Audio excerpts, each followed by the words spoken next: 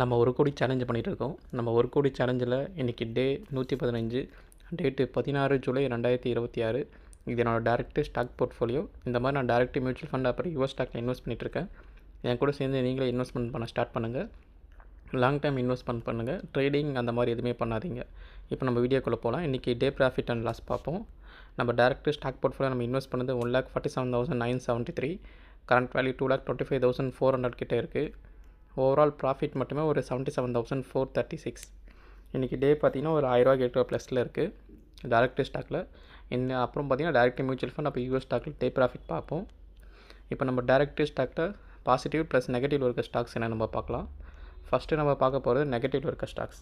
நம்ம போர்ட்ஃபோலியோ நெகட்டிவில் இருக்க ஸ்டாக்ஸ் பார்த்திங்கன்னா ஐடிசி 2,849.39 பைசா கிட்ட மைனஸில் இருக்குது ஓவராலாக. இன்றைக்கி டே பார்த்திங்கன்னா ஒரு 74.20 கிட்ட ஏறி இருக்குது. இது ஒரு நல்ல விஷயம். அடுத்து ரிலாக்ஸோ ஓவராலாக 1,415.90 ரூபா கிட்டே விழுந்திருக்கு. ஓவராலாக இன்றைக்கி மட்டுமே ஒரு 15.30 பைசா கிட்டே விழுந்திருக்கு.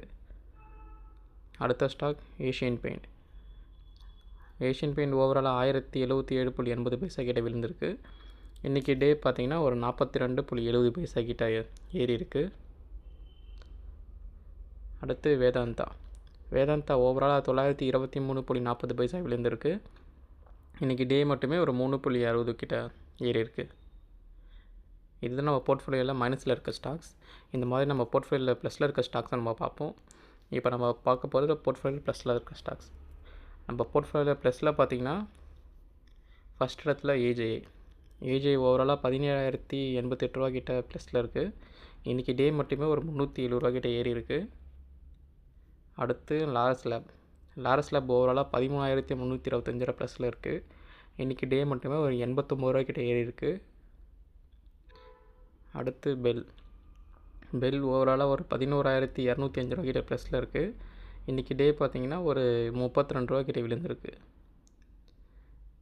அதுக்கடுத்து என்பிசிசி ஓவராலாக 5,443 ரூபா கிட்ட ப்ளஸில் இருக்குது.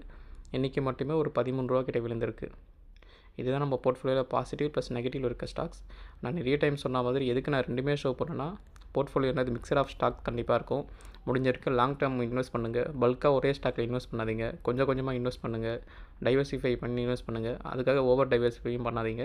ட்ரேடிங் ஆப்ஷன்ஸ் எதுவுமே பண்ணாதீங்க. முடிஞ்ச வரைக்கும் லாங் டேர்ம் இன்வெஸ்ட் பண்ணி உங்கள் போர்ட்ஃபோலியோ க்ரோ பண்ணுங்கள். உங்களுக்கு ஏதாச்சும் டவுட் இருந்தால் கமெண்ட்டில் கேளுங்க, நான் சொல்கிறேன்.